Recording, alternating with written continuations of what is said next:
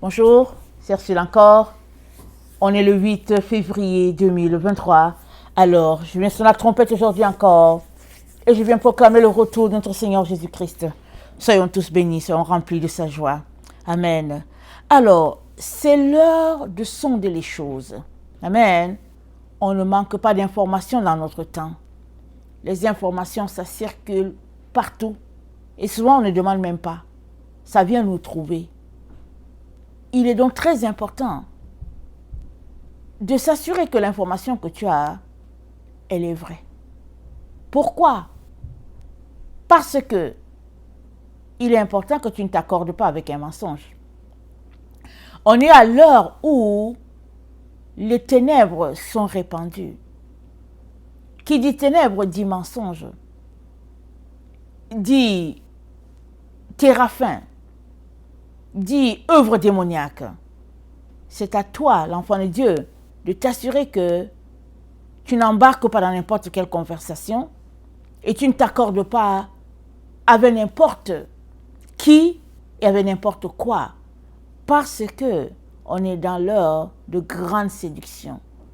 Et la Bible nous dit, dans 2 Thessaloniciens 2, le verset 12, que parce qu'ils n'ont pas aimé la vérité qui les aurait sauvés, alors Dieu leur envoie une puissance d'égarement. Alors, tu peux ne pas savoir que c'est un mensonge. Et puis, tu peux dire, ok, je suis quitte, je ne savais pas. Mais c'est ta responsabilité de marcher sur le chemin de la droiture à tout moment, tant que tu peux, c'est ta responsabilité. Et quand tu as une information, il est important d'aller vérifier pour t'assurer que c'est une vraie information, que ce n'est pas juste pour te conduire sur un chemin qui n'est pas celui de Dieu. Alors, Proverbe 25, le verset 2, ça dit ceci. La gloire de Dieu, c'est de cacher les choses. La gloire des rois, c'est de sonder les choses. Amen. Tu es un roi, tu es une reine, n'est-ce pas? Parce que nous sommes fils de Dieu, n'est-ce pas? Nous sommes des princes et des princesses. Alors, c'est dit que la gloire des rois, c'est de sonder les choses. Alors, notre travail à nous, c'est de sonder ce qui est à notre portée. Parce que la gloire de Dieu, c'est de les cacher. Et la Bible nous dit, ce qui est caché est à l'Éternel. Ce qui est révélé, c'est à nous et à nos enfants, afin que nous puissions les pratiquer. Sommes-nous en train de pratiquer ce que Dieu nous a déjà révélé? Ce serait bien, n'est-ce pas? Et continue, c'est ça que tu fais.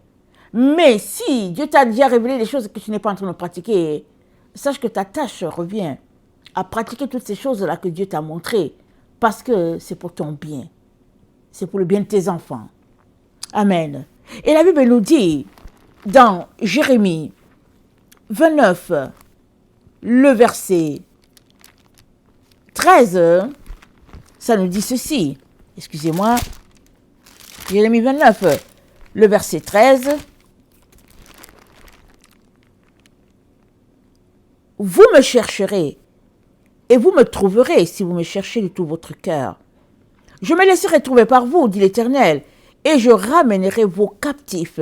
Je vous rassemblerai de toutes les nations et de tous les lieux où je vous ai chassés, dit l'Éternel, et je vous ramènerai dans le lieu d'où je vous ai fait aller en captivité. Amen. Vous me chercherez et vous me trouverez, si vous me cherchez de tout votre cœur. C'est notre responsabilité de chercher Dieu jusqu'à le trouver. Alors, où est la ligne d'arrêt? C'est jusqu'à ce que tu aies trouvé Dieu. Et comme on n'a jamais assez de trouver Dieu, alors on va continuer de le chercher jusqu'à l'éternité. Il va se laisser trouver. Amen. Ne nous lassons pas de chercher notre Dieu, parce qu'il est la vérité, il est la lumière, il est la source, amen, de notre être. Et c'est dit, tout homme doit découvrir sa source. Connais-tu ta source? Amen. Si tu as découvert ta source en Dieu, amen, alléluia. Mais si tu ne l'as pas encore découvert, il est temps que tu te concentres à chercher ce Dieu-là. Amen. Très, très important. Parce que seuls ceux qui lui appartiennent rentreront à la maison du Père. Les autres n'y seront pas. Et si tu passes ton temps à le chercher, il va se laisser trouver. Amen. Et dans Proverbe 28, le verset 26, voilà ce que notre Dieu dit. Proverbe 28, le verset 26, il dit, « Celui qui a confiance dans son propre cœur est un insensé, mais celui qui marche dans la sagesse sera sauvé. » Donc, on a besoin de la sagesse pour être sauvé. Ça veut dire quoi? On a besoin de marcher sans le conseil de la sagesse et non sans le conseil de notre propre cœur. Et la sagesse, où se trouve-t-elle? Alors, dans Baruch 3, Baruch c'est un livre qui se trouve dans la Bible Tob. Dans Baruch 3, voilà ce qui est dit. Le verset 15, c'est dit, attendez, Baruch 3, le verset 15, qui a trouvé la résidence de la sagesse et qui est entré dans ses trésors. Où sont les chefs des nations et ceux qui maîtrisent les bêtes sauvages de la terre?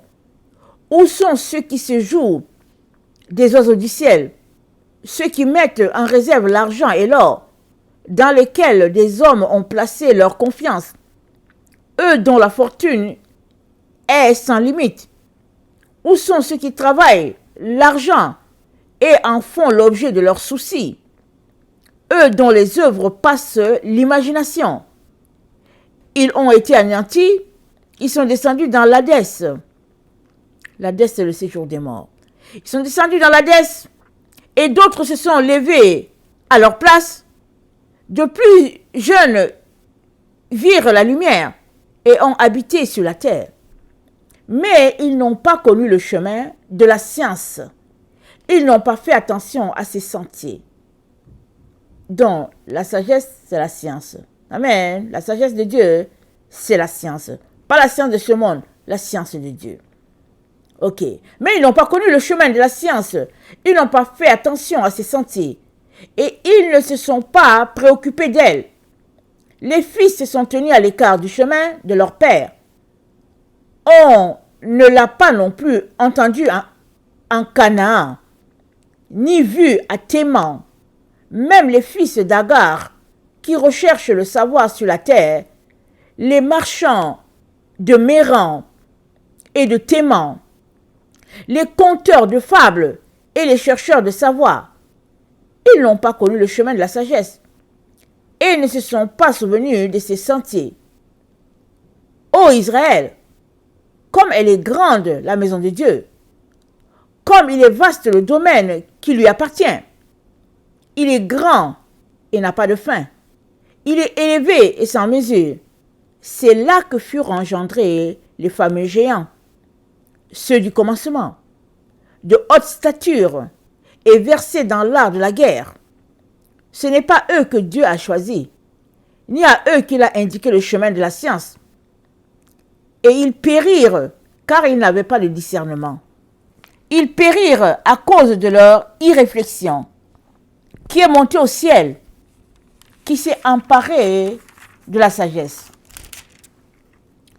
pour la faire descendre des nuées, qui est allée au-delà de la mer, qui l'a trouvée, pour l'emporter au prix d'un or précieux. Il n'est personne qui en connaisse le chemin, personne même qui désire en suivre le sentier. Mais celui qui sait toute chose la connaît. Il l'a découverte par son intelligence. Il a appareillé la terre pour l'éternité. Puis il a peuplé des quadrupèdes. Il envoie la lumière et elle chemine. Il l'a appelée et elle lui obéit en frémissant. Les étoiles ont brillé en leur veille et se sont réjouies. Il les a appelées et elles ont répondu, nous voici. Elles ont brillé avec allégresse pour leur Créateur. C'est lui notre Dieu. Et l'on n'en comptera pas d'autre que lui. Il a découvert tout le chemin qui mène à la science. Il l'a indiqué à Jacob, son serviteur, et à Israël, son bien-aimé. Après cela, on l'a vit sur la terre, et elle a vécu parmi les hommes. La sagesse, c'est le livre des commandements de Dieu. C'est la loi qui existe pour toujours. Tout ce qui s'attache à elle iront à la vie. Mais ceux qui l'abandonnent mourront. Pas d'équivoque, la sagesse, c'est le livre des commandements de Dieu. Ça veut dire que si nous voulons avoir la sagesse, ça veut dire qu'il faut qu'on mette en pratique les commandements de Dieu.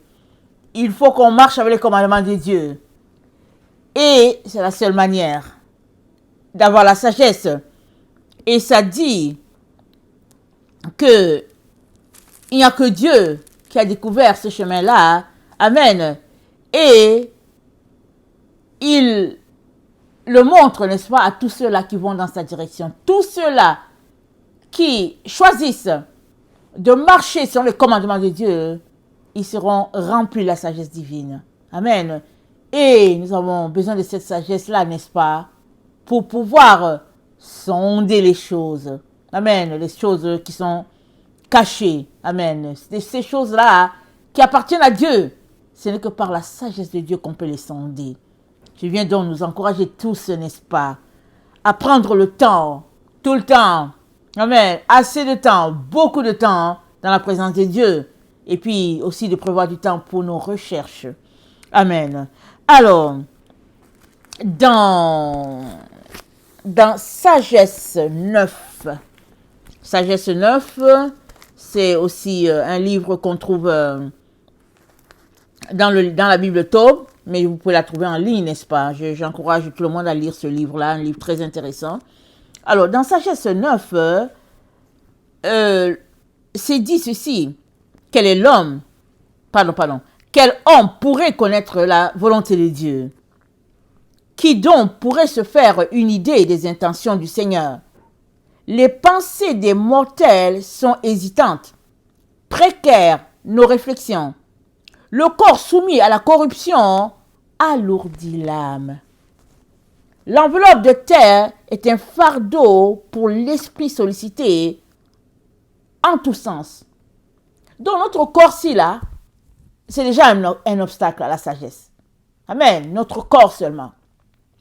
Maintenant, si nous sommes des personnes qui aiment bien manger, l'embonpoint, la viande, le poisson, le beurre, et puis les pâtisseries, on alourdit notre corps si bien que vraiment on dort comme un bois dans l'eau. Et quand Dieu parle, on n'entend pas. Parce que Dieu, il parle tous les jours. Tous les jours, Dieu nous parle, au moins 2, 3, 4 fois. Il nous parle. Seulement, on n'entend pas. Amen. La Bible dit, Dieu parle tantôt d'une manière, tantôt d'une autre, et l'on n'y prend point garde. Alors, Dieu parle. Et le meilleur temps pour entendre Dieu, c'est dans la nuit. Tout est calme, tout est tranquille, ton esprit est en repos, et quand Dieu parle, tu dis, oh, j'ai eu un rêve, Dieu m'a parlé. Mais c'est parce que dans la journée aussi, il te parlait. Mais ton esprit était trop agité, tu ne réalisais pas. Mais malheureusement, il y a plusieurs personnes, même dans la nuit, n'entendent pas Dieu leur parler. Ils dorment profondément. Ou bien, ils ont un rêve, cela leur est volé. Alors, on sait qu'il y a des activités démoniaques, il y a toutes sortes de combats que chacun vit. Mais il est très important de dominer, amen, d'être vainqueur des combats qu'il y a dans ta vie. Amen. C'est le travail de l'ennemi. Il de venir toujours attaquer pour empêcher l'enfant d'arriver à destination. Et c'est aussi le travail de l'enfant de Dieu de se battre pour arriver. Amen. Alors, nous sommes des guerriers. Dieu a fait de ses enfants des guerriers. Et Dieu aime ça quand ses enfants gagnent la guerre. Il aime ça, il est très content. Amen. Alors, le corps soumis à la corruption alourdit l'âme. L'enveloppe de terre est un fardeau pour l'esprit sollicité en tous sens. Verset 16. Déjà, nous avons à peine à nous représenter les réalités terrestres. Même ce qui est à notre portée, nous le découvrons avec effort. Mais les réalités célestes, qui les a explorées? Et ta volonté, qui donc l'aurait connue? si tu n'avais donné toi-même la sagesse et envoyé d'en haut ton Saint-Esprit. Ainsi furent rectifiés les sentiers de la terre. Les hommes furent instruits de ce qui te plaît et sauvés par la sagesse. Alléluia. La sagesse, c'est elle qui sauve. Amen. Elle nous fait marcher sur les sentiers de la lumière. Et petit à petit, on finit par trouver, amen, la voie qui mène au Père et on finit par se rendre sur la montagne. Et dans Proverbe 8, on connaît bien ce proverbe, n'est-ce pas? Lisons Proverbe 8, Proverbe 9. Tout le livre de Proverbe, il est très intéressant à lire, n'est-ce pas? C'est fait pour nous. Et Proverbe 8, c'est sagesse elle-même qui parle d'elle, n'est-ce pas? Elle se décrit, elle dit,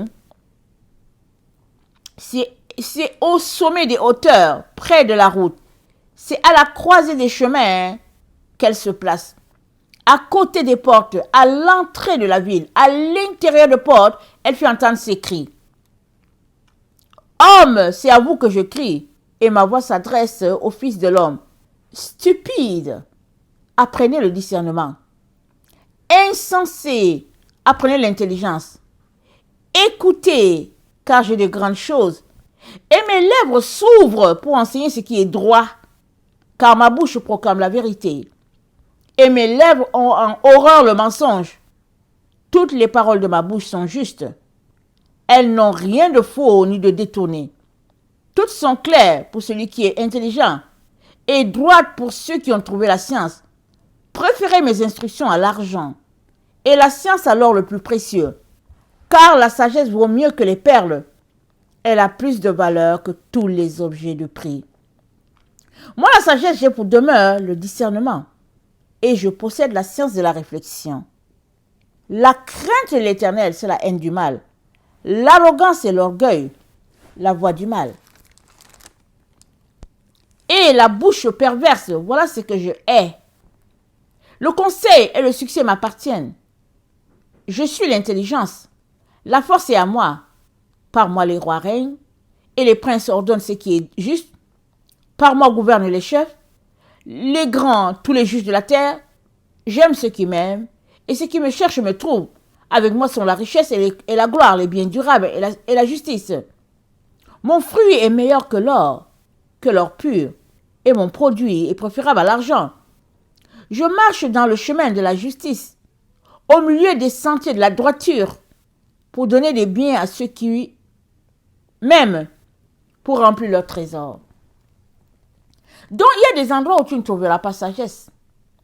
Les endroits tortueux. Les endroits là où il y a l'hypocrisie, là où il y a les ténèbres, là où il y a la moquerie, là où il y a la saleté, là où il y a les téraphins, la sorcellerie, des choses de ce genre. La sagesse divine n'est pas là. Elle dit quoi? Elle dit, je marche dans les chemins de la justice, au milieu des sentiers de la droiture. Voilà là où on la trouve. Si tu prends un sentier contraire, tu as perdu la sagesse, c'est fini. Et tu diras aussi bye bye à Dieu. Parce que c'est la sagesse qui nous conduit à Dieu. Et Dieu dit, c'est l'honneur des rois de sonder les choses. Or, nous avons besoin d'arriver à Dieu. Donc, nous avons besoin de marcher main à main avec la sagesse. Ça, c'est le conseil que je vous donne. Tout un chacun, à tous les jours, désirons avoir la sagesse en quantité. Allons-y en sa compagnie. On sera bénis. Alors, dans Proverbe 9, le verset 4, c'est dit que celui qui est stupide entre ici. Elle dit à ceux qui sont dépourvus de sens, venez manger de mon pain et buvez du vin que j'ai mêlé. Quittez la stupidité et vous vivrez. Et marchez dans la voie de l'intelligence. Celui qui reprend le moqueur s'attire le dédain. Et celui qui corrige le méchant reçoit un outrage. Ne reprends pas le moqueur, de crainte qu'il ne te haïsse. Reprends le sage, et il t'aimera. Reprends le sage, il t'aimera. Et elle, la sagesse, amen, Elle invite tout un chacun à quitter la stupidité, à quitter la voie du mensonge, à quitter la voie des ténèbres, à quitter la voie du leurre, à quitter la voie de ce monde. Et elle nous conduira à Dieu. Amen. Il est donc très important que chacun puisse s'y atteler. Amen. Dans ce temps où nous nous trouvons, où le Seigneur nous informe que la porte de la grâce est fermée, il est très très important qu'on marche avec la sagesse. Très important. Surtout si nous pensons que nous sommes du bon côté, alors c'est le temps de laisser les folies. La voie de l'insensé, c'est la voie de celui qui n'a pas Dieu. Mais toute personne qui a Dieu doit tout simplement marcher main à main avec la sagesse. Amen. Dans Proverbe 15, je viens dans le livre de Proverbe, n'est-ce pas? Dans Proverbe 15, le verset 14, il est dit ceci. Proverbe 15, le verset 14, il est dit: un cœur intelligent cherche la science, mais la bouche des insensés se plaît à la folie. Un cœur intelligent cherche la science.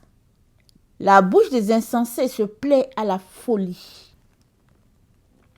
Et Proverbe 16, le verset 22, ça dit: la sagesse est une source de vie pour celui qui la possède.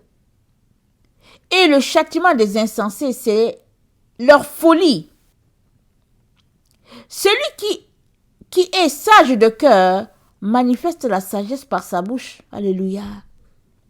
Et l'accroissement de son savoir paraît sur ses lèvres. Celui qui est sage de cœur manifeste la sagesse par sa bouche. Et l'accroissement de son savoir paraît sur ses lèvres. Amen. Et Proverbe 23, le verset 26, ça dit ceci. Attends, Proverbe, on dirait que je n'ai pas lu. Proverbe 23,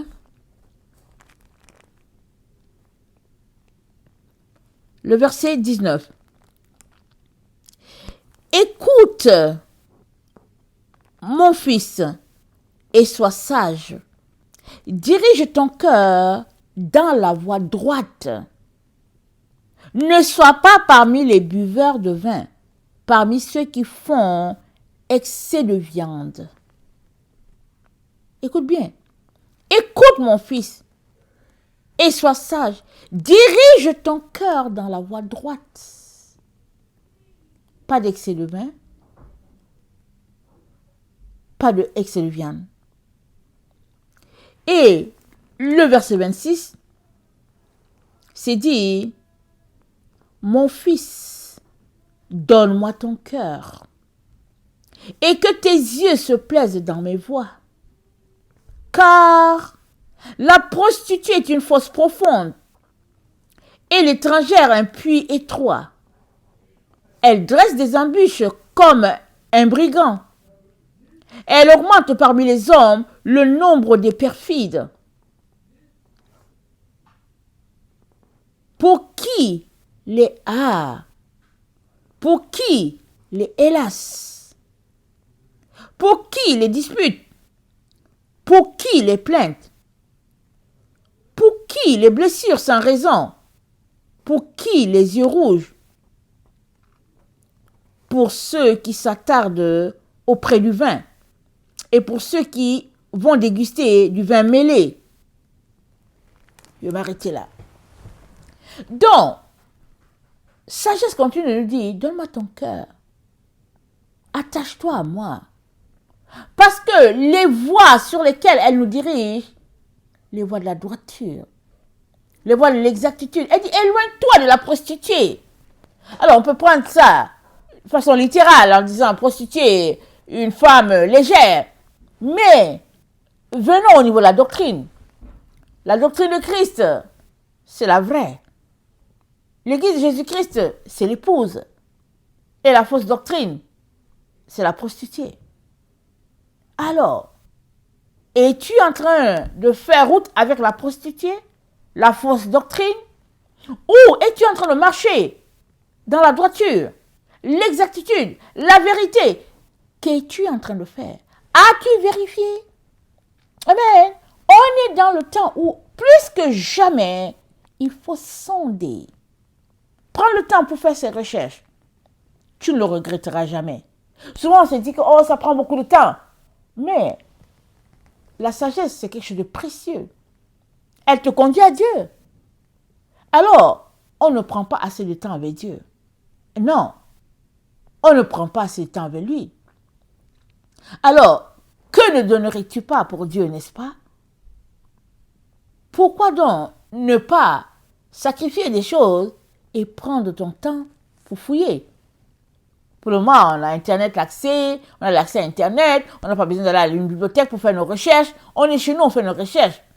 Vas-y donc, profite, va rechercher et tu seras étonné de tout ce que Dieu va te révéler. Et souvent, on n'a pas besoin d'aller loin, on a juste besoin d'avoir 2, 3 Bibles. Et en lisant, amen, on va découvrir des mots différents et avec le Saint-Esprit, on sera éclairé. Le Saint-Esprit va venir nous ouvrir les yeux. Amen. Et parce que le Saint-Esprit, c'est la lumière. On vient de lire ça dans Sagesse 9, n'est-ce pas? On l'a lu. Que qui connaît la volonté de Dieu? C'est la personne qui marche avec la sagesse et le Saint-Esprit. Nous avons besoin de ces 2 sœurs-là pour arriver à destination. Et souvent, il y en a qui choisissent la sagesse de Dieu quand ça les arrange. Et quand ça ne les arrange pas, ils prennent la sagesse du monde. Ça, c'est mal calculé. Amen, c'est mal calculé. Parce que une fois que tu fais de la sagesse divine ton ami, elle te conduira toujours. Et sur le chemin de la droiture, elle détournera de toi l'insensé. Parce qu'elle te protégera. Elle te fera arriver à destination, puisque tu es la gloire de Dieu. Amen. Alors, c'est l'honneur de Dieu de cacher les choses. Amen. Et, comment on se dit, et c'est l'honneur, attendez, il ne faut pas que je me trompe. Alors, Proverbe 25, on va relire ça. C'est dit, la gloire de Dieu, c'est de cacher les choses. La gloire des rois, c'est de sonder les choses. On est prince, on est princesse, on est appelé à sonder. Alors, qui est-ce qu'on sonde? On sonde les choses divines. On sonde pour découvrir Dieu. Où est-ce qu'il se cache? Qui est-il? Amen. Et Dieu est très content de jouer à cache-cache avec ses enfants. Parce qu'il dit, je me laisserai trouver. Combien de temps consacres-tu à Dieu? Amen. Combien de temps consacres-tu à la télévision? À Internet, à regarder le sport, la politique? Combien de temps concentres-tu à t'occuper des choses futiles? Prends tout ce temps-là, donne-le à Dieu. Tu seras étonné de ton progrès. Mais surtout, tu seras étonné du fait que tu auras l'impression que tes yeux regardent devant, derrière, partout. Tu auras cette impression-là. Or, c'est tout simplement parce que tu as décidé de laisser la première place à Dieu. Et Dieu va bien te le rendre parce que son Esprit Saint va te diriger, va te conduire de telle sorte que le discernement sera ton partage. Amen. On a lu dans Proverbe 8, elle dit, je demeure là où se trouve le discernement. Et combien avons-nous besoin de discernement, n'est-ce pas? On a besoin. Parce que quand les disciples ont demandé à Jésus-Christ, quand est-ce que ça va venir? Il a dit, prenez garde que nul ne vous séduise. La séduction, c'est la tromperie. C'est le mensonge. C'est le fait que l'ennemi se cache pour nous faire croire que c'est la vérité, alors que c'est le mensonge. Et quiconque passe son temps à sonder les choses, va découvrir que, ah, ici, là, c'est le mensonge. Ici, c'est la vérité. Seuls ceux-là qui prennent le temps à sonder, à fouiller, à creuser, eux, ils vont trouver. Ils vont dire, oh, ici, là, c'est le mensonge. Mais si tu fais confiance à tout le monde et que tu prends tout à la légère, tu risques d'être très surpris et être incapable de revenir dans l'enceinte du Père. Parce que les esprits démoniaques, ils sont intenses dans les temps dans lesquels nous sommes. Et les démons sous forme humaine, ils sont remplis. Ils vont se manifester et ils se manifestent déjà. Ils sont plus dans... Souvent les gens ont souvent connaissance des démons dans les rêves. Aujourd'hui, ce n'est plus ça. Ils sont sous forme physique. Il est donc très important de passer son temps à sonder les choses de Dieu, à fouiller, à creuser. Amen. Et alors qu'on creuse, alors qu'on fouille, on rencontrera le roi des rois et le Seigneur des seigneurs. Amen et alléluia. Voilà, c'était un encouragement, une petite vidéo, amen, sur la sagesse, amen. Alors, que le Seigneur nous donne à tous de retrousser nos manches et on ne donnera jamais assez de temps à Dieu pour le chercher. Alors, ne pensons pas qu'on perd le temps. Non, non, non. Pendant qu'on fouille, pendant qu'on cherche, notre âme s'attache à l'âme de notre Seigneur Jésus. Et c'est la plus belle chose au monde. Voilà, je vous aime beaucoup. Dieu davantage. Maranatha. Jésus revient. Amen et alléluia. Soyez bénis.